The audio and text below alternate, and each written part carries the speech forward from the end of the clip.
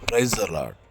ఈరోజు దేవుని యొక్క వాగ్దానం, యథార్థమైన హృదయముతో మనము దేవుని సన్నిధానమునకు చేరుదము. హెబ్రీయులకు రాసిన పత్రిక 10వ అధ్యాయం 22వ వచనం. ప్రియులారా, దేవుని సన్నిధికి ఉత్సాహగానములు చేయించు వెళ్ళవలసినటువంటి వారమై ఉన్నాం. అంత మాత్రమే కాదు, అపవిత్రమైన హృదయముతో కాదు, శుద్ధమైన హృదయముతోనూ యథార్థమైన హృదయముతోనూ దేవుని సన్నిధానానికి మనము వెళ్ళవలసినటువంటి వారమై ఉన్నాం.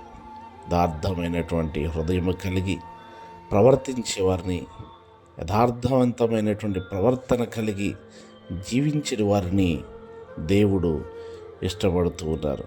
తన ఎడల యథార్థమైన హృదయము గల వారిని బలపరచడానికే ఆయన కనుదృష్టి సంచరిస్తుంది. గనుక యథార్థంగా జీవిద్దాం.